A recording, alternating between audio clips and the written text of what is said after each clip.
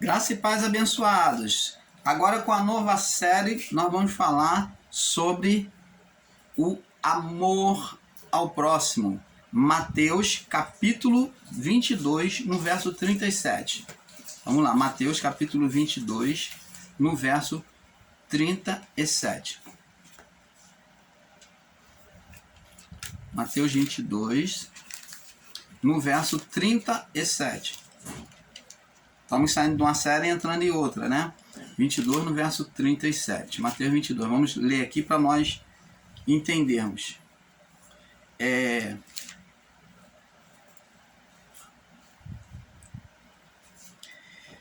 Vamos ler do verso 34 para pegarmos o texto todo, tá? É o maior dos mandamentos. Mateus 22, 34. Até o 39.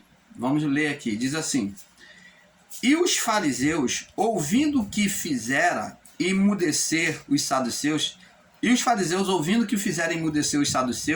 reuniram-se no mesmo lugar. E um deles, doutor da lei, interrogando-o para experimentar, dizendo: Mestre, qual é o grande mandamento da lei? E Jesus lhe disse: Amarás o Senhor teu Deus de todo o teu coração e de toda a tua alma e de todo o teu pensamento. Este é o primeiro e grande mandamento. E o segundo, semelhante a este, é: amarás o teu próximo como a ti mesmo. Destes dois mandamentos dependem toda a lei e os profetas. Você está vendo aqui, abençoado? Agora vamos entender, né? Vamos entender o que está sendo dito aqui. Abençoados, muitos têm buscado ser religiosos, mas não entenderam que a religião perfeita é amar a Deus. A religião perfeita é amar a Deus, mostrado por meio do próximo. Então muitos dizem ser religiosos, mas não entenderam que a religião perfeita é amar a Deus, mostrado por meio do próximo. Vamos lá no livro de Tiago, capítulo 1. Tiago capítulo 1. Tiago capítulo 1. Tiago capítulo 1.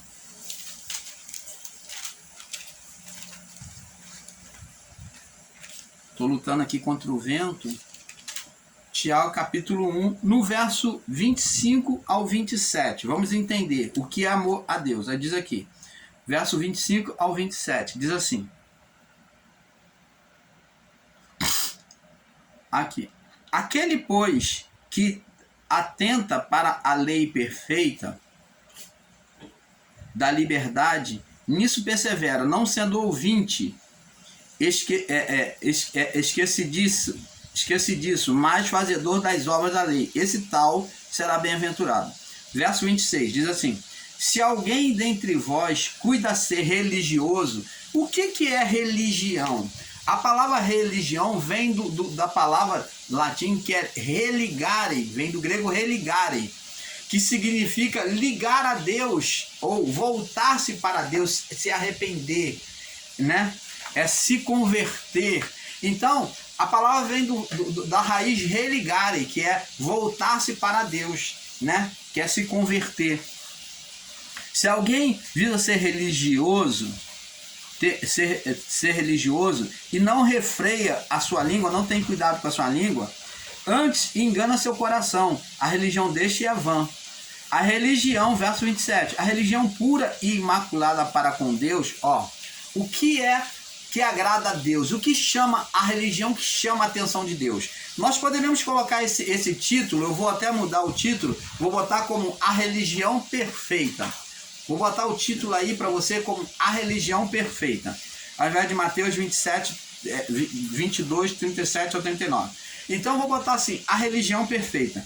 Então a religião pura e imaculada, né, perfeita para com Deus e Pai é esta. 2 pontos. Qual é a religião perfeita? visitar os órfãos e a viúva e as viúvas nas suas tribulações e guardar-se de ser incontaminado do mundo. Então, o que Jesus está, o que Tiago está dizendo, ensinando aqui, o bispo, né? Ele está dizendo que para termos uma religião perfeita,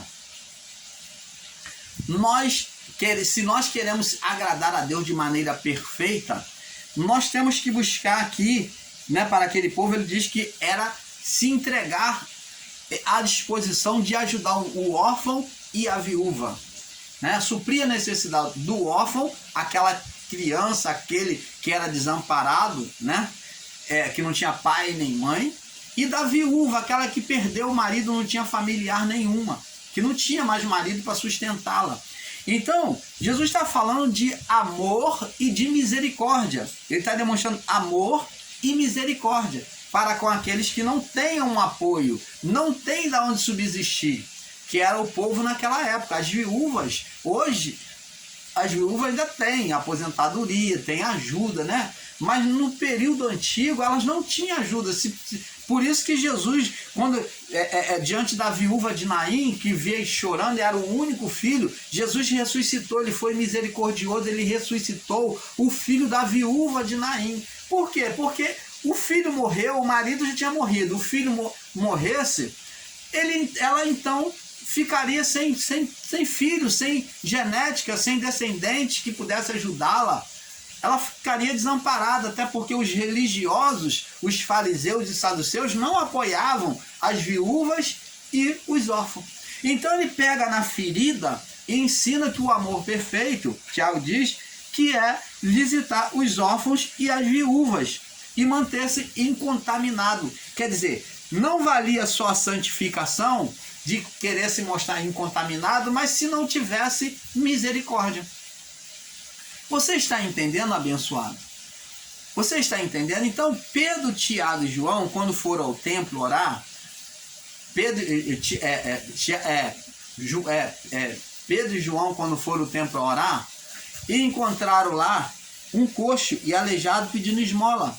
Então ele disse, olha, olhou para ele, Pedro e Tiago estavam indispostos, não tinha condição nenhuma, não tinha uma moedinha, não tinha dinheiro. Então ele falou, olha, ouro e prata, está se referindo ao dinheiro daquela época, ouro e prata. Eles, em outras palavras, no dia de hoje ele diria, ó, não tem um tostão, não tem dinheiro. Não tem dinheiro, ouro e prata não temos, mas o que nós temos nós vamos dar para você. Levanta e anda. Eles exerceram a fé para aquele que estava paralítico, esmolando. Então aquele homem, quando recebeu essa palavra, impulsionou nele coragem e fé, e ele andou. Aquele que era paralítico foram curados. Então você está vendo? Eles ofereceram aquilo que eles tiveram. Se eles tivessem dinheiro, ele teria ajudado aquele paralítico. Não significa dizer, como muitas igrejas evangélicas deixam de ajudar as pessoas no lado financeiro para dizer, não, irmão, nós aqui só damos a fé, nós só distribuímos a fé. Não, você tem que distribuir ouro e prata, sim. Se você tiver, você tem que dar. Você tem que exercer a misericórdia. Essas igrejas evangélicas, elas têm que exercer a misericórdia. Esses pastores aí, esses mercenários, esses cão gulosos, eles têm que pegar da oferta que entra na igreja e investir na pessoa que está passando necessidade. Se eles têm o ouro e prata, que é a moeda, o dinheiro, eles têm que investir. Pedro e João não tinham, né? Eles não tinham ouro e nem prata, eles não tinham moeda, sustento financeiro. Então, por isso que eles mostraram a fé, deram algo maior para aquele homem, que foi bem maior do que o ouro e a prata. Você está entendendo, amado? Então, o amor ao próximo, ele deve ser exercido, né? Hoje, muitas instituições evangélicas têm buscado tomar lugar de Deus, tentando separar o joio do trigo, mas este poder e autoridade foi concedido somente a Cristo. Nós, o canal Luzes da Graça, temos buscado combater esses preconceitos religiosos, sexuais religiosos, sexuais, de cor, de etnia e de física, né, de estética, onde muitas igrejas têm sustentado preconceitos políticos e sociais. Então, por que o irmão Paulo está trazendo isso aqui? Por quê? Porque existe igrejas, as igrejas evangélicas, vou ser bem direto, as igrejas evangélicas hoje, muitas delas e a maioria delas, diante dos líderes que possuem, elas têm sustentado que uma demanda de preconceito,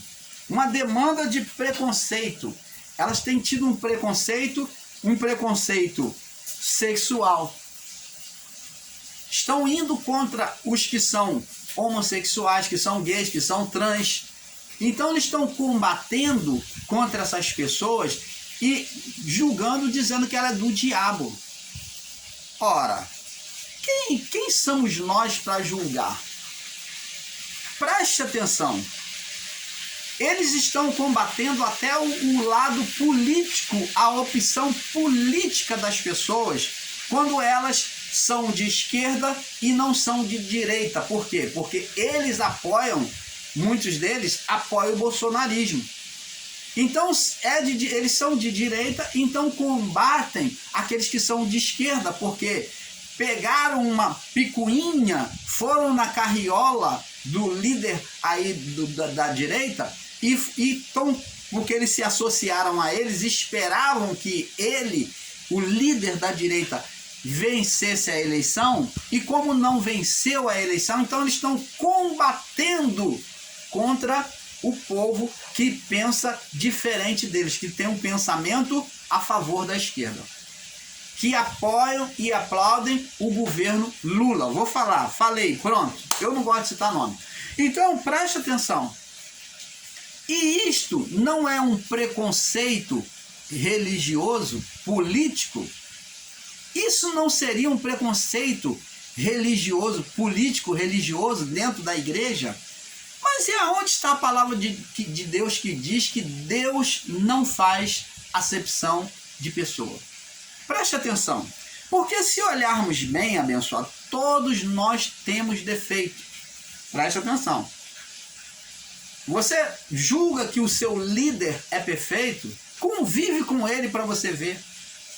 Você julga que a sua profeta lá, a sua missionária, a sua obreira da sua igreja, ela é perfeita, ela é santa, o seu pastor é perfeito? Convive com ele para você ver, que você vai ver que existem lacunas, defeitos, porque todos nós que vivemos sobre este corpo, sobre este véu, este corpo físico, nós carregamos defeitos. É um corpo que nos leva à imperfeição. E por mais que você tente viver uma vida espiritual, uma vida íntegra diante de Deus, nós tropeçamos. E Tiago vai dizer isso para nós. Tiago vai dizer isso para nós. Diz aqui, ó.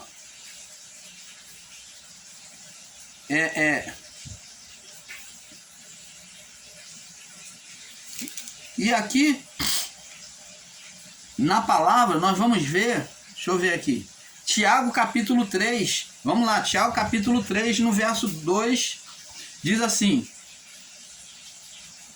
vamos ler do verso 1, Tiago capítulo 3, do verso 1 em diante, diz assim, meus irmãos, muitos de vós não sejam mestres, não sejam apenas ensinador, não queira saber, ser o senhor do saber. É isso que Tiago está dizendo. Meus irmãos, muitos de vós não sejam senhor do saber, não seja só ensinador, mas busque aprender. Isso que ele está dizendo. Não sejam mestres, sabendo que receberemos o mais duro juízo. Muitos querem ser pastor, só querem ensinar, mas não querem se deixar se aprender. Diz aqui, verso 2, porque todos tropeçamos, ó, ele está se incluindo, todos nós tropeçamos, erramos em muitas coisas. Então, todos nós temos erro? Temos. Todos nós temos erro? Temos. Todos nós tropeçamos em muitas coisas. Não é poucas não, que ele está dizendo muitas. Se alguém não tropeça, não erra em palavra, né, o tal é perfeito. Se alguém não erra, o tal é perfeito. e poderoso também para frear o seu corpo, para governar o seu corpo, para não errar. Nós pomos freios nas bocas dos cavalos, para o cavalo obedecer, para ir para lá ou para cá, puxa a rédea, né? Pomos freio na boca do cavalo para que nos obedeçam e conseguimos dirigir todo o seu corpo. Vede também as naus que sendo tão grandes, os navios sendo tão grandes, e levados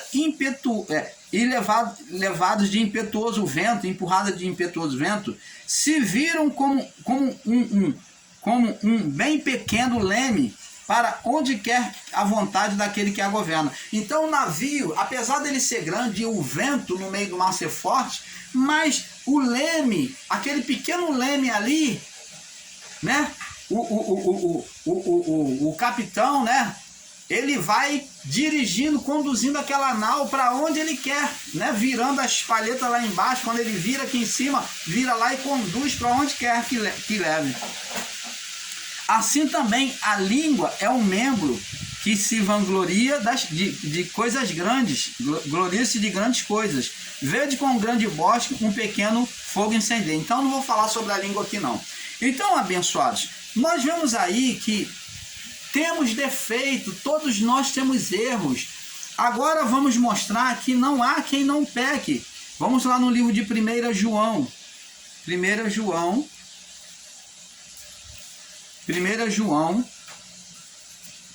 no verso 4. 1 João, no capítulo 4, 1 João capítulo 4, no verso 8 ao 21. Capítulo 4, no verso 8 ao 21.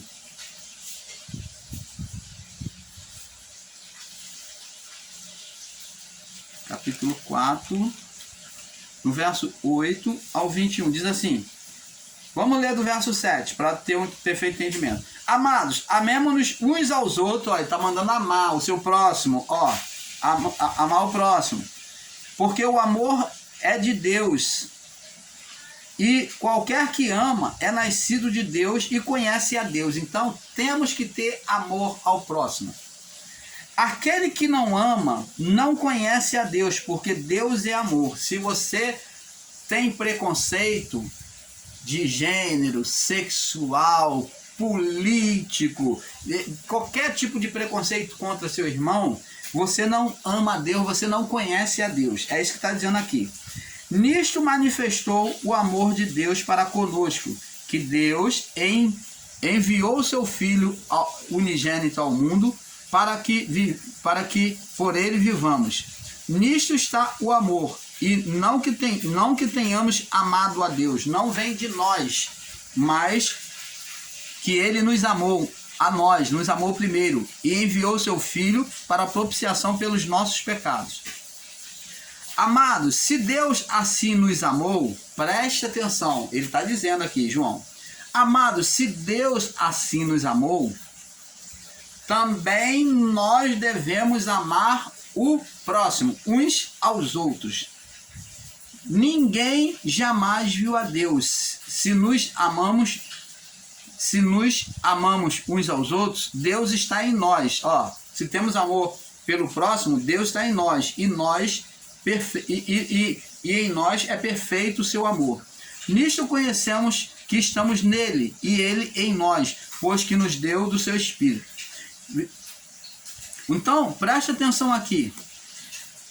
A pessoa que diz que ama a Deus, ela que diz que ama a Deus, essa religiosa, de dentro dos templos evangélicos aí, e tem preconceito sexual, está preocupado porque o cidadão ou a cidadã é homossexual ou é trans e diz que é do diabo, então você não ama a Deus, porque Deus aceita a você com todos os seus defeitos, como aceita a mim com todos os meus defeitos. Ele nos aceita com todos os nossos defeitos. Ele se entregou por nós através do Filho. Então, a pessoa que diz que ama a Deus, que não vê, que é invisível aos olhos dela, como que ela vai amar a Deus se ela não ama o próximo que não vê? Você está vendo que o amor a Deus e o amor ao próximo está interligados, são inseparáveis? Você não pode querer amar a Deus, dizer que ama a Deus porque você é dizimista, porque você vai na igreja todo dia, porque você sapateia, porque você faz corrente, faz campanha da oferta. Não! Você tem que amar a Deus demonstrando seu amor por meio do seu próximo. Por meio da convivência com o seu próximo. O amor é demonstrado por meio das obras, porque a fé sem a obra é morta. A sua fé dentro dos templos, das igrejas, sem a obra, o amor ao próximo, é morta, é mentirosa. Como é que você pode dizer que ama a Deus que você não viu, se você não ama o seu irmão a quem você vê? Então, amor a Deus e amor ao próximo é interligado, é inseparável. Por isso que os dois mandamentos, ele cumpre todos os mandamentos. Porque é inseparável. Você não pode dizer que ama a Deus se não amar o próximo. E você não pode dizer que ama o próximo se você não ama a Deus. Porque o único que nos capacita a ter amor ao próximo é o próprio Criador. Se esse sentimento estiver divino, estiver em nós. Então, se você não ama o próximo, você ainda tem que aprender a amar. Você não tem amado a Deus. Esse ensino da religião, de que os que são de esquerda, preconceito político, os que são da esquerda são do diabo, porque apoia o Lula. Os que são da direita é que são de Deus, são cristãos. Existe igreja evangélica botando e convidando os irmãos a sair por lá de fora, se não apoiar o meio da direita. Os que são contra o Bolsonaro são expulsos, são convidados a sair para fora, e você dentro da igreja, dentro dos templos deles, você não pode falar e que apoia a esquerda, que apoia o Lula, o PT. Então, abençoado, eu não estou aqui pregando política, mas estou falando de amor de Deus. Estou usando tudo isso para mostrar. Então, eles querem combater contra a liberdade que foi dada por Deus, porque o outro quer ser homossexual, a mulher quer ser lésbica, a mulher quer ser trans, o homem quer ser trans, e eles vêm combater contra isso como se fosse o próprio Deus. Eles se assentam na cadeira de Deus para julgar e dizer que é do diabo, que não pode existir. Agora, vamos aqui sobre a palavra. Vamos lá no livro de Gênesis, mostrar para você que nem o próprio Deus impediu isso. A vontade do homem. Olha o que Deus diz aqui, ó. Gênesis capítulo 2, no verso 15, no verso 16 e 17. Gênesis 2, 16 e 17. E ordenou o Senhor Deus ao homem dizendo, ó, uma ordem. De toda a árvore do jardim vocês podem comer livremente, mas não coma da árvore do conhecimento do bem e do mal. Dela vocês não comam, porque no dia que dela comer de vocês certamente morrerão, espiritualmente e ocasionalmente fisicamente. Então, o homem desobedeceu. Opa! Deus deu a liberdade, Deus ele ordenou, mas deixando o homem na liberdade de obedecer ou não. Tanto que ele colocou lá e deixou o homem obedecer ou não. Deus nunca impôs. Quem bota cabresto na boca do boi, do cavalo, é que bota cabresto para dirigir. Deus não botou cabresto no homem na criação.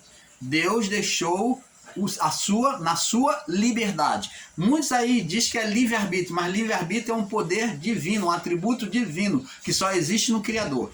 Nós não ensinamos a palavra livre-arbítrio, porque é um atributo divino. Deus deu a liberdade de escolha ao homem, de obedecer ou não, de escolher comer ou não. Então, agora no capítulo 3, no verso 7, diz assim, O homem foi e desobedeceu junto com a mulher. Diz assim: então foram abertos os olhos de ambos e conheceram que estavam nus e colheram folhas de figueira e fizeram para si aventais. Ouviram a voz do Senhor Deus que passeava no jardim na viração do dia. Deus veio dialogar com eles, ó. Tinha acesso direto. Então, esconderam-se. Agora eles vêm se esconder. Por quê? Porque eles tomaram a decisão de desobedecer a Deus. E esconderam-se Adão e a sua mulher da presença do Senhor entre as árvores. E chamou o Senhor Deus Adão e disse, Deus chamou ele para conversa: onde estás? E ele disse: ouvi a tua voz soar no jardim e temi, porque estava nu e escondi. Opa! Agora Adão vem colocar Deus como sentenciador. Ele mostra nas palavras dele que Deus iria sentenciar ele, como iria castigar ele. Então, coloca Deus como um mal que vem criar uma sentença má contra ele. E temi porque me escondi. E disse Deus: quem te mostrou que estava nu? Deus estava dizendo aqui, ó, quem mostrou para você que estava nu? Então Deus não veio condenar. Agora, essa condenação que é feita no meio evangélico, das pessoas de sexo diferente, trans. Olha, eu quero dizer para você uma coisa, preste atenção, você ensinador da palavra, você aí que me ouve aí, que participa do canal, você ensinador em graça. A pergunta que eu lhe faço a vocês, amados e amados, irmãos e irmãos, todos, a pergunta que eu lhe faço se resume, e ela é o resumo de tudo. A pergunta que eu lhe faço é: o que Jesus veio salvar na criação? Não foram as almas? Sim. E alma é física? Não. Alma tem sexo, ou alma espírito, que é alma espírito, né? Quando ela sai do corpo, a alma quando sai do corpo é espírito. Porque ela fora do corpo, ela é espírito. Ela dentro do corpo é vida. Vida do irmão Paulo, vida da Maria, do João. Quando ela sai do corpo, ela é espírito. Espírito tem sexo? Opa! Jesus ensina que não. Os discípulos, quando perguntaram: Senhor, quando morrer, lá conforme a tradição nossa aqui, quando morre o homem, a mulher dele fica pro irmão e o do outro irmão vai passando. E lá nos céus, como é que vai ser? Jesus falou: vós não entendeis nem a escritura e nem o poder de Deus, porque nos céus não se dá em casamento, porque anjos não têm sexo, lá os anjos não se dá em casamento. Então, espírito, a alma, que é espírito, não tem sexo. Então Deus não está preocupado. O que Deus veio salvar é a alma. Ele não está preocupado com a parte física, o cuidado do corpo. Se você quiser botar uma tatuagem, você bota. Se você quiser botar um piercing, você bota no nariz, na boca, aonde quer que você quiser, você bota, você pode botar. Porque você tem essa liberdade de escolha, de fazer, de conduzir o seu corpo, fazer com o seu corpo o que você bem entende. Agora, sabendo que receberemos o quê? As consequências. O que você fizer com o seu corpo, você pode receber as consequências. Seja para bem ou seja para mal. Se você se alimenta bem, você vai ter o seu corpo sadio. Se você exercita o seu corpo, você vai ter seu corpo malhado, sadio. Se você toma bastante vitamina, bastante suco, você vai ter a sua pele bonita. Mas se você se droga, se você ingere bebidas alcoólicas, se você fuma, você está trazendo consequências futuras para o seu próprio corpo. E quem é o responsável por isso? É você. Se você transforma o seu corpo, que ele foi feito de forma masculina, você não gostou, você já veio com um pensamento interior dentro de você e você quer ser feminina, Deus não te impede a isso. Ele deu o corpo a você. Mas o que é importante para Deus em você é a educação espiritual, é a alma, é a educação da alma. A sua alma tem que ter os 2 mandamentos, amor a Deus acima de todas as coisas, de todo o seu entendimento, e amor ao próximo, para te conduzir à salvação. Não adianta você ser religioso, tá sendo dizimista, tá fazendo corrente, tá lendo Bíblia demais e, no entanto, não ter esses 2 mandamentos principais dominantes na sua vida. Porque a sua alma continua na ruína. Você está entendendo, amado?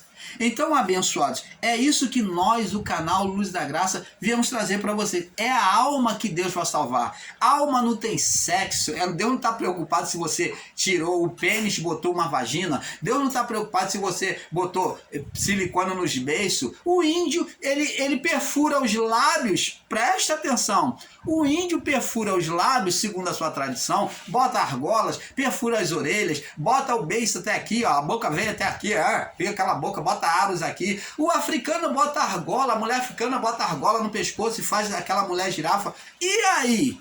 Deformação no corpo, natural. E por causa disso, essas pessoas vão perder a salvação? Você está vendo, abençoado, que tudo é a cultura, tudo é um tempo, o modismo vai vindo e vai modificando as pessoas e elas vão se modificando no corpo. A pessoa que tinha só o cabelo preto natural, ela agora quer pintar de branco, ela quer fazer reflexo, né? Reflexo, botar meio amarelado, prateado, bota azul, tem até vermelho, tem parecendo até periquito. Uns parecendo periquito, papagaio, com o cabelo e faz desenho no cabelo, na cabeça. Eu acho muito interessante essas habilidades humanas que vai surgindo. Eu busco aprender com isso, que Deus vai dando ao homem a capacidade de ver como é que a inteligência divina no homem, o homem vai criando essas coisas. E que na verdade o corpo, Jesus disse, ele mesmo disse, que o corpo, a carne, para nada presta. Então o corpo, após essa vida, ele vai para o cemitério, ele vai apodrecer. E ali, o piercing vai ficar? Não vai adiantar para nada. E a transição do sexo vai ficar? Não precisa de sexo ali. Não precisa de pênis, não precisa de vagina, não precisa nada disso. Ali vai tudo se potrificar, a tatuagem vai sair. E o referencial, a principal coisa desse tabernáculo, que é a alma. Esta é a mais importante. A palavra diz, Deus ele diz, todas as almas são minhas.